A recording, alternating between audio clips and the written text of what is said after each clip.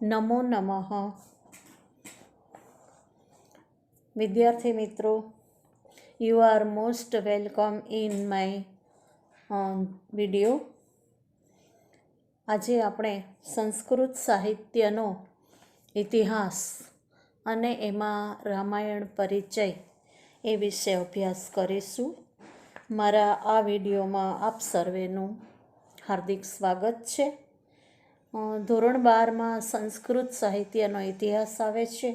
એમાં રામાયણ, મહાભારત, ગૃહ્ય સૂત્રો વગેરે ઘણા બધા ટોપિક્સ આવે છે. એમાંથી આજે આપણે રામાયણ પરિચય એ વિષય પર વાત કરીશું. રામાયણ આમ તો વાલ્મીકી રામાયણ અને તુલસીકૃત રામાયણ એમ બંને પ્રકારની રામાયણ છે. મૂળ રામાયણ શ્લોકી રામાયણ અથવા તો જેનું શ્લોકમાં રચના કરવામાં આવી છે એ વાલ્મીકી રામાયણ છે. વાલ્મીકી ઋષિ દ્વારા સંસ્કૃત શ્લોકોમાં પદ્યમાં રચાયેલી આ રામાયણ છે તે વાલ્મીકી રામાયણ છે. અને તુલસીકૃત રામાયણ એટલે કે રામચરિતમાનસ ગ્રંથ મળે છે, જે તુલસીદાસ કૃત છે અને એ બ્રજ ભાષામાં છે. આમ તો ઘણી બધી રામાયણો છે, રામાયણના ઘણા બધા પ્રકાર છે, પણ અહીંયા આપણે અભ્યાસક્રમમાં જે વાલ્મીકી રામાયણ આવે છે એનો અભ્યાસ કરીશું. વાલ્મીકી રામાયણ યાની કે આદિ કવિ વાલ્મીકી રચિત આ રામાયણ છે. રામાયણની અંદર 7 કાંડ છે અને લગભગ 24,000 જેટલા શ્લોકો છે. ગાયત્રી વગેરે છંદની અંદર આ રામાયણ છે તે રચાયેલી છે. જોઈએ આપણે.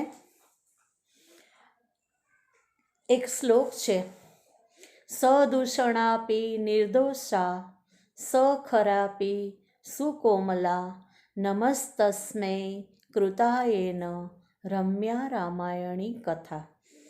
આ શ્લોકની અંદર મહર્ષિ વાલ્મીકીને નમસ્કાર કરવામાં આવ્યા છે અને બતાવવામાં આવ્યું છે કે રામાયણ કેવી છે.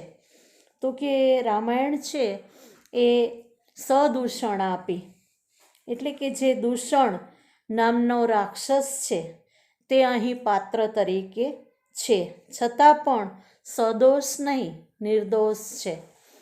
અને સખરાપી એટલે કે ખર નામનો રાક્ષસ છે એનું પણ પાત્ર અહીં આવે છે. ખર એટલે કઠિન થાય, પરંતુ રામાયણ કઠિન નહીં, કેવી છે? સુકોમળ છે. એટલે કે દૂષણ નામના રાક્ષસનું પાત્ર હોવા છતાં એ સદોષ નહીં, નિર્દોષ છે. અને ખર નામના પાત્રનું, ખર નામના રાક્ષસના પાત્ર હોવા છતાં પણ એ કઠોર નહીં, પરંતુ સુકોમળ છે. એવી આ રમણીય, મનોરમ્ય, આપણા મનને ગમે અને મનને આનંદ આપે એવી આ રામાયણ છે. એવી રમણીય રામાયણ કથાના રચયિતાને મારા નમસ્કાર હોજો અથવા મારા નમન. તો રામાયણની વાત કરું તો આ શ્લોકમાં જેની કીર્તિ ગવાયેલી છે તે રમ્યા રામાયણી કથા એટલે કે મહર્ષિ વાલ્મીકી દ્વારા વિરચિત રામાયણમ. રામાયણનો ઉદ્ભવ કઈ રીતે થયો એ વિશે આપણે જોઈએ. તો રામાયણને સંસ્કૃત સાહિત્યનું આદિ કાવ્ય માનવામાં આવે છે અને મહર્ષિ વાલ્મીકીને આદિ કવિ તરીકે ઓળખવામાં આવે છે. આના કર્તા મહર્ષિ વાલ્મીકી છે અથવા તો રચયિતા મહર્ષિ વાલ્મીકી છે. એનો ઉદ્ભવ થવામાં એક પ્રસંગ છે, એક ઘટના છે કે એક વખત મહર્ષિ વાલ્મીકી છે એ તમસા નદીના કિનારે સવારના પ્રાતઃકાળનો સમય હતો ત્યારે જઈ રહ્યા હતા, ચાલીને જતા હતા. એમાં એમણે એક દ્રશ્ય જોયું. તો શું દ્રશ્ય જોયું? તો એ આ શ્લોકમાં વર્ણવ્યું છે: મામ નિષાદ પ્રતિષ્ઠામ ત્વમગમઃ શાશ્વતી સમા યત ક્રોંચ મિથુનાદેકમ વધીઃ કામમોહિતમ. એટલે કે મહર્ષિ વાલ્મીકીએ જોયું કે એક ક્રોંચ યુગલ, ક્રોંચ પક્ષીનું યુગલ છે એ ક્રીડા કરી રહ્યું હતું અને એક શિકારીના બાણે આ યુગલમાંથી એક પક્ષીને વીંધી નાખ્યું અને બીજું પક્ષી પણ પોતાની પત્નીના વિરહમાં ત્યાં જ તરફડીને મૃત્યુ પામ્યું. એટલે ક્રોંચ માદાને જોઈ, નર પક્ષીને માટે વિલાપ કરતી આ ક્રોંચ માદાને જોઈ અને વાલ્મીકીને શોકનો અનુભવ થયો અને એના મુખમાંથી આ શ્લોક સરી પડ્યો. મા નિષાદ પ્રતિષ્ઠામ ત્વમગમઃ શાશ્વતી સમાહ યત ક્રોંચ મિથુનાદેકમ વધિ કામમોહિતમ. આ શ્લોક વાલ્મીકીના મુખમાંથી સરી પડ્યો. એનો અર્થ થાય છે કે શિકારીનું બાણથી વિંધાયેલા ક્રોંચ નર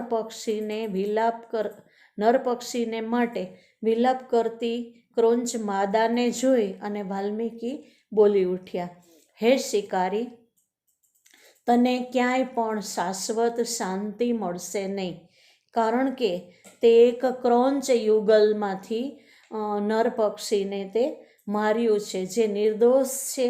તો એ બંને નર માદા યુગલ ક્રોંચ પક્ષી હતું, એમાંથી તે એકને માર્યું છે જે કામમોહિત હતું અને એ નિર્દોષ ક્રીડા કરી રહ્યું હતું, એમાંથી તે એકને વીંધી નાખ્યું છે.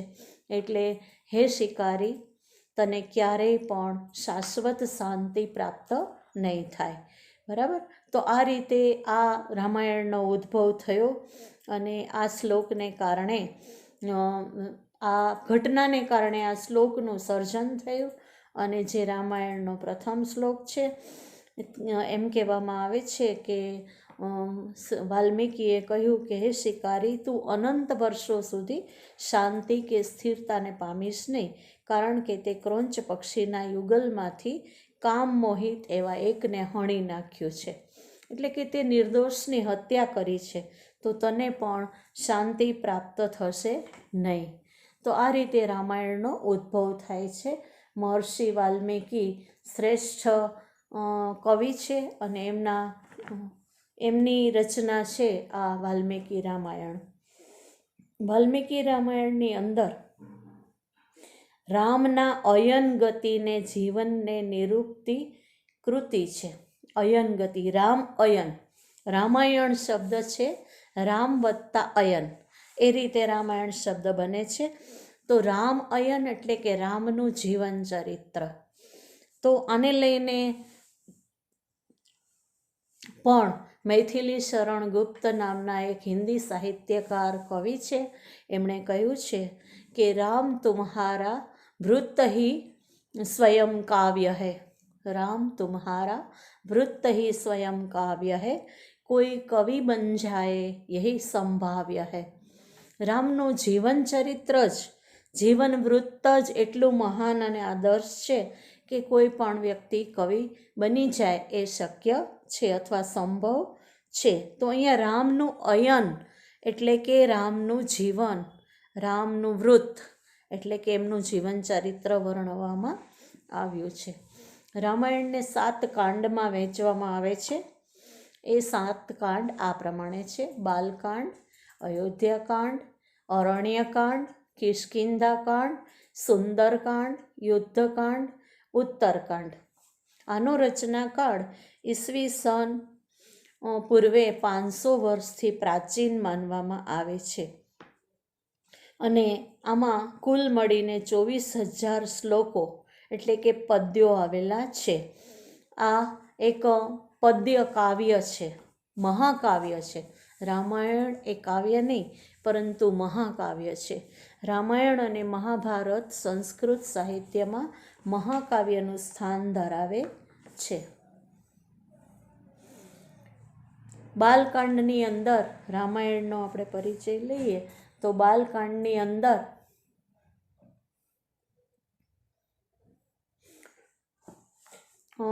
ભગવાન શ્રી રામ અને રામ, લક્ષ્મણ, ભરત, શત્રુઘ્ન એ ચારેયની બાલ ક્રીડાઓનો જે કૌશલ્યા, સુમિત્રા વગેરે જે આનંદ પ્રાપ્ત કરે છે એની લીલાઓ એ બધાનું વર્ણન છે એ બાલકાંડની અંદર આવે છે. ત્યારબાદ રામાયણનું આપણે કથાવસ્તુ જોઈએ તો સરયુ નદીના કાંઠે આવેલી અયોધ્યા નગરીમાં રાજા દશરથ રાજ્ય કરતા હતા. તેમને 3 રાણીઓ હતી, કૌશલ્યા, સુમિત્રા અને કૈકેયી. આ 3 રાણીઓથી રાજા દશરથને કુલ 4 પુત્રો થયા, જેમાં કૌશલ્યાથી શ્રીરામ, સુમિત્રાથી લક્ષ્મણ અને શત્રુઘ્ન તથા કૈકેયીથી ભરતનો સમાવેશ થાય છે, અથવા તો કૈકેયી એ ભરતની માતા છે. સૌથી મોટા પુત્ર રામ પિતાની આજ્ઞાથી વિશ્વામિત્ર ઋષિના યજ્ઞનું રક્ષણ કરવા લક્ષ્મણ સહિત એમના આશ્રમે જાય છે. અહીં તે ઋષિઓને ત્રાસ આપતા અનેક રાક્ષસોનો વધ કરે છે. આ જ સમયગાળા દરમિયાન જનક રાજાની પુત્રીનો સ્વયંવર યોજાય છે અને ઋષિ વિશ્વામિત્ર રામને લઈને એ સ્વયંવરમાં જાય છે. અહીં સ્વયંવરમાં શિવધનુષને ઉંચકવાની શરત હોય છે. રામ પોતાના અતુલ્ય બળથી આ શરતને જીતે છે અને સીતા તેમનું વરણ કરે છે, એટલે કે એમની પસંદગી કરે છે અને એ રીતે રામ અને સીતાનું લગ્ન થાય છે. જનક રાજાએ પોતાની 4 પુત્રીઓ એ દશરથ રાજાના 4 પુત્રોને આપી, એટલે કે 4 બહેનોનું લગ્ન છે એ દશરથ રાજાના 4 પુત્રો સાથે થાય છે. સીતા, ઉર્મિલા, માંડવી અને શ્રુતકીર્તિ આ 4 બહેનો છે અને સામે રામ, લક્ષ્મણ, ભરત અને શત્રુઘ્ન એ 4 ભાઈઓ છે. તો એ રીતે જનક રાજાએ પોતાની 4 પુત્રીઓને રાજા દશરથને ત્યાં પરણાવી હતી. લગ્ન કરીને પાછા ફરેલા રામનો રાજ્યાભિષેક કરવાનું રાજા દશરથ વિચારતા હોય છે અને આ માટેની તડામાર તૈયારીઓ ચાલતી હોય છે. તે જ સમયે કૈકેયીએ એક વખત દશરથ રાજાના પ્રાણ બચાવ્યા હતા. યુદ્ધમાં કૈકેયી દશરથ રાજાની સાથે ગયેલા અને ત્યારે ઘવાયેલા દશરથ રાજાને યુદ્ધ મેદાનમાંથી સુરક્ષિત બહાર લાવી અને એમની સેવા શુશ્રૂષા કરી અને એમના પ્રાણ બચાવ્યા હતા. એટલે દશરથ રાજાએ એમને 2 વરદાન માગવાનું કહ્યું હતું. તો ત્યારે તો કૈકેયીએ એ વરદાન નહોતા માગ્યા. એમણે કહ્યું હતું કે મને જ્યારે જરૂર લાગશે ત્યારે હું એ વરદાન માગીશ. તો હવે જ્યારે રામનો રાજ્યાભિષેક થવાનો હોય છે ત્યારે એની દાસી કૈકેયીની દાસી મંથરાની કાન ભંભેરણીથી લઈને એના કાન ભરે છે કે તારો પુત્ર ભરત જ રાજગાદીનો વારસ થવો જોઈએ. એટલે કૈકેયી છે એ વરદાન માગે છે દશરથ રાજા પાસે કે મને તમે જે 2 વચન આપેલા હતા એ વચન આજે મારે પાછા જોઈએ છે. મને એ વરદાન આપો અત્યારે અને રામને 14 વર્ષ વનવાસ આપો અને મારા પુત્ર ભરતને રાજગાદી આપો. તો કૈકેયીના આવા વરદાનથી અથવા તો આવા વચનોથી રાજા દશરથ ખૂબ જ દુઃખી થાય છે. એ દુઃખી મનથી કૈકેયીએ માગેલા વરદાનનો સ્વીકાર કરે છે, કેમ કે રઘુકુલ રીત સદા ચલી આવી, પ્રાણ જાય હરુ વચન ન જાય. એ જે રઘુકુલની રીત છે એનું પાલન કરવા માટે રાજા દશરથ છે એની પાસે બીજો કોઈ વિકલ્પ હોતો નથી. એટલે રાજા દશરથને સ્વીકારવું પડે છે અને રામને 14 વર્ષ વન અને ભરતને અયોધ્યાની રાજગાદી એમ નક્કી થાય છે. રાત્રે રાજ્યાભિષેકની તૈયારી થતી હતી અને આગલી જ રાત્રે અને બીજે દિવસે સવારે રામને વનવાસ મળે છે. તો પણ તમે જુઓ કે રામ છે એ મર્યાદા પુરુષોત્તમ શ્રી રામ ભગવાન વિષ્ણુનો અવતાર છે.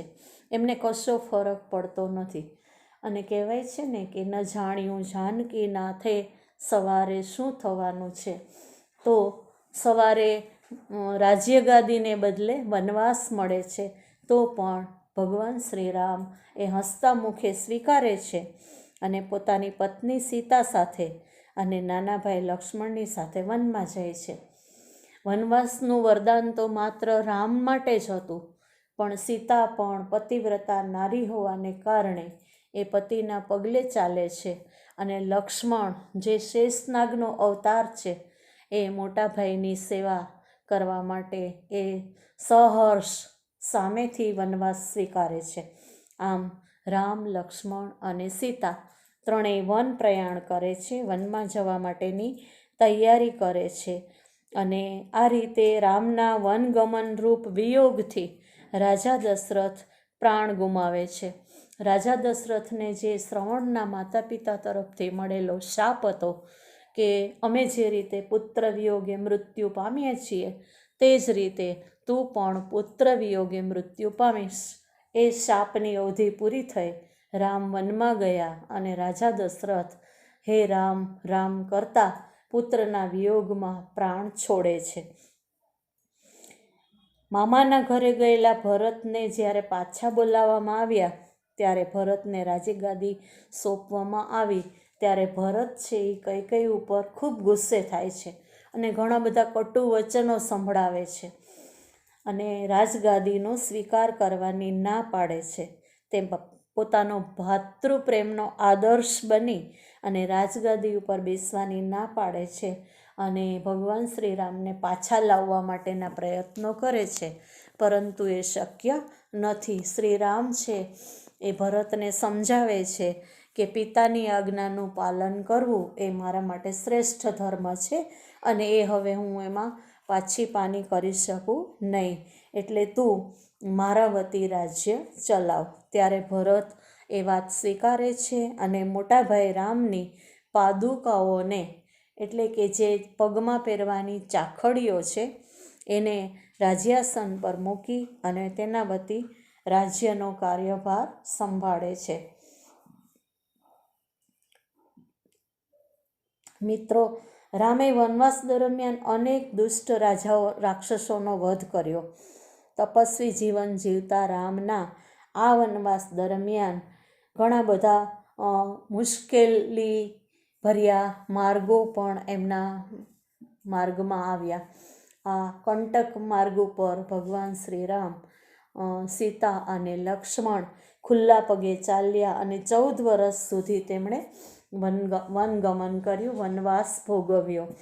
એક ઘટના દુઃખદ બને છે કે એક વખત ભગવાન શ્રી રામ અને સીતા બેઠા હોય છે ત્યારે એક સુંદર મજાનું હરણ છે એ સીતા જુએ છે અને એ સીતાને હરણના મૃગચર્મની પોતાને કંચુકો પહેરવાની ઈચ્છા વ્યક્ત કરે છે અને એમ કહે છે કે મને આ કંચન મૃગ લાવી આપો. એટલે ભગવાન શ્રી રામ એ હરણને મારવા માટે જાય છે. પાછળથી એ મૃગ છે એ બાણથી વીંધાતા એ માયાવી રાક્ષસ હોય છે, રાવણના મામા જેનું નામ મારીચ છે એ હોય છે અને એ પોતાનો દેહ છોડતા હે લક્ષ્મણ એમ પુકારે છે. એટલે લક્ષ્મણને પણ સીતાજી એની પાછળ મોકલે છે કે તમારા ભાઈ છે તે મુશ્કેલીમાં છે તો તમે એને બચાવવા માટે જાઓ. અને આ યોજના, આ ષડયંત્ર રાવણનું હોય છે. પાછળથી રાવણ છે એ સાધુના સ્વાંગમાં માતા સીતા પાસે ભિક્ષા લેવા આવે છે અને એનું હરણ કરી જાય છે. આ રીતે સીતાનું હરણ લંકાનો રાજા રાવણ કપટથી કરી લે છે અને એને લંકામાં લઈ જાય છે. ત્યારે ભગવાન શ્રી રામ છે એ સીતાની શોધમાં નીકળે છે અને વન ભટકે છે. માર્ગમાં એમને શબરીનું મિલન થાય છે. શબરી છે એ રામની પ્રિય ભક્ત છે અને જીવનભર રામ રામની માળા જપતી હોય છે.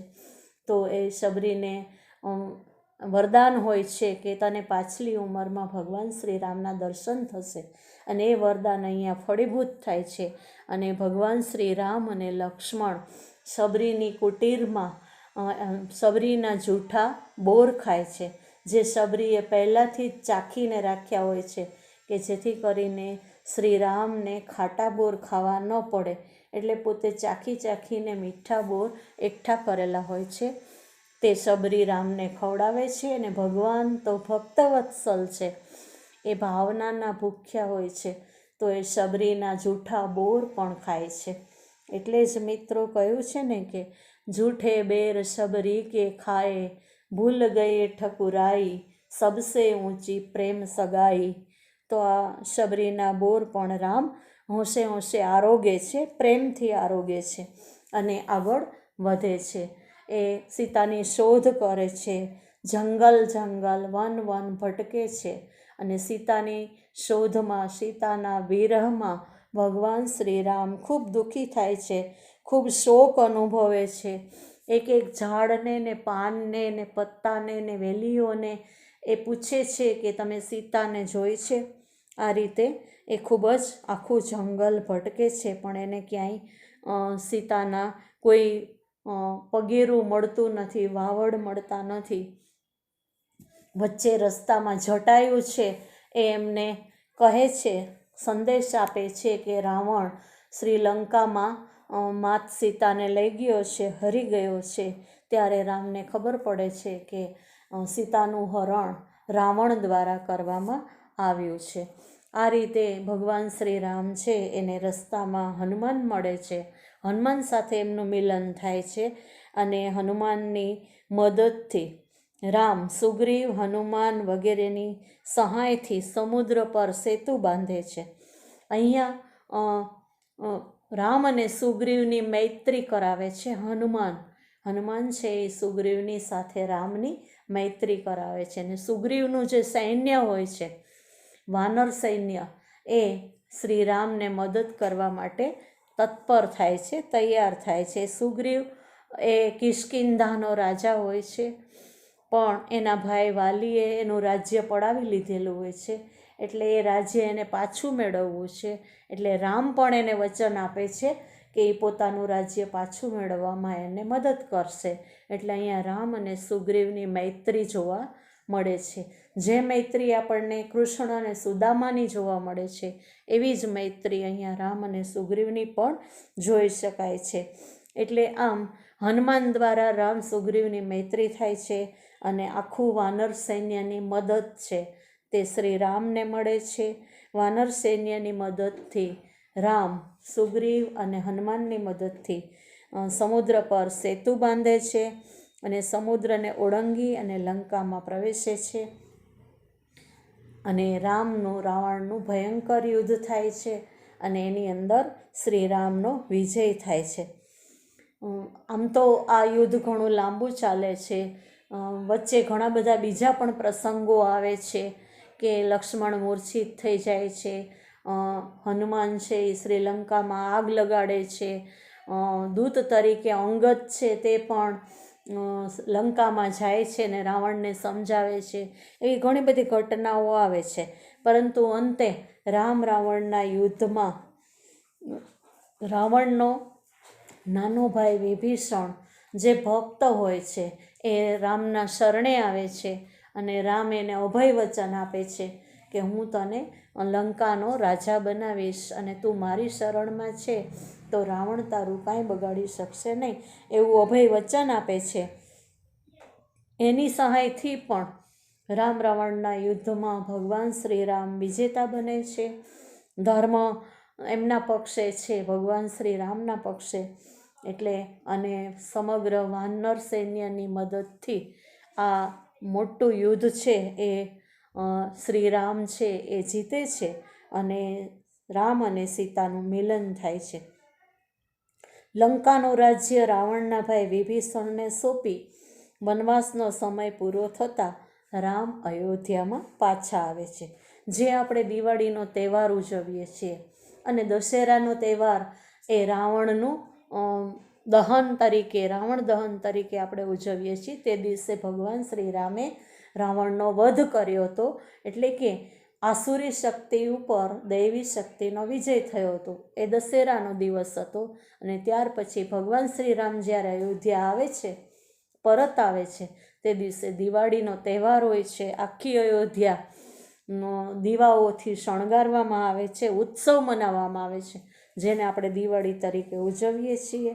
તો ભગવાન શ્રી રામ લંકાનું રાજ્ય રાવણના ભાઈ વિભીષણને સોંપી વનવાસ પૂરો કરી અને રામ અયોધ્યા પરત આવે છે આજ સુધી સચવાયેલી રાજ્યાસનની જવાબદારીને ભરત માનભેર આવી રીતે રામને સમર્પિત કરી દે છે અને એ પછી રામ અયોધ્યાના રાજા તરીકે શાસન કરવા લાગે છે. મર્યાદા પુરુષોત્તમ શ્રી રામ.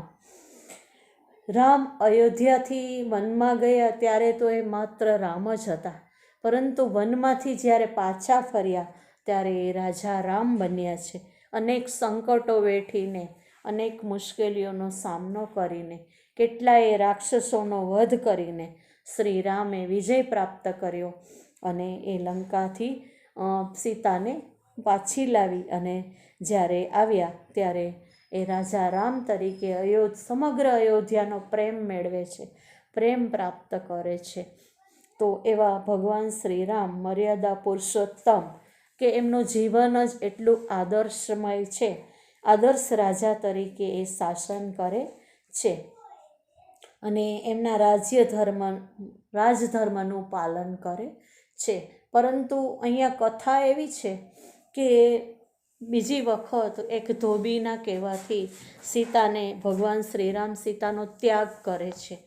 એ વાત ઉત્તરકાંડમાં આવે છે, પણ એ દંતકથા હોય એમ પણ કહી શકાય, કારણ કે ઉત્તરકાંડ છે એ પાછળથી ઉમેરાયો હોય અથવા તો અન્ય કોઈએ લખ્યો હોય એવું લાગે છે. હકીકતે ભગવાન શ્રીરામ છે એ સીતાને અન્યાય કરતા જ નથી એવું એક પ્રમાણ મળે છે રામાયણની અંદર. તો રામાયણના આ આદર્શો, એક કુટુંબ જીવનનો આદર્શ રામાયણ છે તે આપે છે. હજારો વર્ષ પહેલાં જે જીવાઈ ગયેલી રામાયણ એક જીવન છે, એક આદર્શ છે, એક પરિવારનો આદર્શ છે. રામનો માતૃપ્રેમ, ભાતૃપ્રેમ અને પ્રજાપ્રેમ ખૂબ જ શ્રેષ્ઠ છે. એનું એકદમ જીવંત ઉદાહરણ છે એ આપણને રામાયણ આપે છે. અને સીતા માતાને લવ અને કુશ નામના 2 બાળકો થાય છે અને ફરીથી પિતા પુત્રનું મિલન થાય છે. ત્યાં આ કથા સમાપ્ત થાય છે. એ અહીંયા રામાયણમાં એવું દર્શાવવામાં આવ્યું છે કે સીતાને ફરીથી વનવાસ મળે છે, પણ હકીકતે ઉત્તર રામાયણમાં તો રામ અને સીતાનું મિલન થાય છે અને સુખેથી એ રાજ્ય ચલાવે છે, એવો આપણને એક સંકેત મળે છે. રામાયણ એ એક આદર્શ ગૃહસ્થ જીવનનું દર્શન છે. રામાયણ માત્ર ધાર્મિક ગ્રંથ નથી. રામાયણ મહાકાવ્ય એવું મહાકાવ્ય છે, એવું આર્ષ મહાકાવ્ય છે કે હજારો વર્ષ પહેલાં થયેલું હોવા છતાં પણ દરેક ઘટના જાણે કે અત્યારે વર્તમાન સમયમાં હોય એવી આપણને લાગે છે. દશરથના રૂપમાં પ્રેમાળ પિતા, રામના રૂપમાં આજ્ઞાકારી પુત્ર તથા આદર્શ રાજા, લક્ષ્મણ અને ભરતના રૂપમાં સ્નેહાળ ભાઈ, સીતા અને ઉર્મિલા લક્ષ્મણના પત્નીના રૂપમાં આદર્શ પતિવ્રતા પત્ની તથા હનુમાનના રૂપમાં આદર્શ સેવક વગેરેના શ્રેષ્ઠ પાત્રો મહર્ષિ વાલ્મીકીએ આપ્યા છે. સંસ્કૃત સાહિત્ય ઉપર એક યા બીજી રીતે રામાયણનો પ્રભાવ જોઈ શકાય છે. રામાયણ એક એપિક્સ છે, એથિક્સ છે, નીતિકાવ્ય પણ છે અને મહાકાવ્ય પણ છે, ઐતિહાસિક કાવ્ય પણ છે અને રામાયણને એન્સાઇક્લોપીડિયા તરીકે સ્થાન પ્રાપ્ત છે. રામાયણ અને મહાભારત એ બંને સંસ્કૃત સાહિત્યમાં એન્સાઇક્લોપીડિયા છે, એટલે કે એવા વિશ્વકોશ છે કે એની અંદર બધું જ છે. તો જે કાંઈ જોઈએ અત્યારના સમાજમાં જે કાંઈ જરૂરી હોય એવી દરેક ઘટનાઓ, દરેક પ્રસંગો, દરેક પ્રેરણાઓ આ રામાયણ દ્વારા પ્રાપ્ત થાય છે. તો સમગ્ર ભારત વર્ષમાં તો રામકથાનું મહત્ત્વ છે જ, રામચરિત માનસનું પણ મહત્ત્વ છે, રામાયણ વાલ્મીકી રામાયણનું પણ મહત્ત્વ છે. પણ રામાયણનો પ્રચાર અને પ્રસાર અને પ્રભાવ અન્ય દેશોમાં પણ છે. વિશ્વના અનેક દેશોમાં જેવા કે જાવા, સુમાત્રા, ઇન્ડોનેશિયા, શ્રીલંકા વગેરે દેશોમાં પણ આ રામકથા પહોંચી ગઈ છે અને અત્યાર સુધી જળવાય છે. નેપાળમાં તો રામકથાનું ખૂબ જ મહત્ત્વ છે. નેપાળ એટલે માતા સીતાનું જન્મભૂમિ. તો ત્યાં તો રામકથાનું અને સીતાનું ખૂબ જ મહત્ત્વ છે. ત્યાં આજે પણ રામકથા ખૂબ સરસ રીતે લોકોના હૃદયમાં સ્થાન પામેલી છે. તો ધાર્મિક લોકો માટે રામાયણ એક ભક્તિ ગ્રંથ છે. આ ઉપરાંત સમગ્ર રાષ્ટ્રને નૈતિકતાનો બોધ આપતું એક એથિક્સ કાવ્ય છે. આ એક રાષ્ટ્રીય વિરાટ કાવ્ય છે અને એપિક્સ કહેવામાં આવ્યું છે.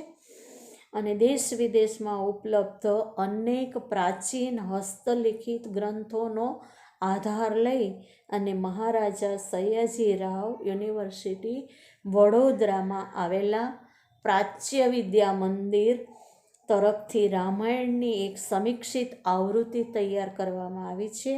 અને એ સંશોધન, વિવેચન વગેરે માટે આ સમીક્ષિત આવૃત્તિને પ્રમાણભૂત માનવામાં આવે છે. તો મિત્રો, રામાયણ એ માત્ર ધર્મ ગ્રંથ નથી, એ સામાજિક જીવન દર્શનનો અને આદર્શ કુટુંબ જીવનનો દર્શનનો ગ્રંથ છે. આજે પણ આપણને એમાંથી ઘણી બધી પ્રેરણા મળે છે. ભ્રાતૃપ્રેમનો મહાન આદર્શ, એક પ્રજાપ્રેમી રાજા તરીકેનો એક મહાન આદર્શ, અને પરિવારના પ્રેમ કરતા રાજધર્મ ચડિયાતો છે, એવી પ્રેરણા આપણને રામાયણ ગ્રંથ આપી જાય છે. એ જીવનમાં ઉતારવાનો ગ્રંથ છે. થોડું ઘણું પણ જો જીવનમાં ઉતારવામાં આવે તો એ મનુષ્યને શ્રેષ્ઠ માર્ગે લઈ જાય છે. તો આ રામાયણ એ માત્ર ભક્તિ ગ્રંથ નથી, નૈતિક બોધ આપતા રાષ્ટ્રીય વિરાટ કાવ્ય પણ છે, એપિક્સ પણ છે. અને વડોદરા યુનિવર્સિટી દ્વારા એની સમીક્ષિત આવૃત્તિ તૈયાર કરવામાં આવી છે. અને સંશોધન વિવેચન માટે આ આવૃત્તિને પ્રમાણભૂત માનવામાં આવે છે. તો ફ્રેન્ડ્સ, થેન્ક યુ.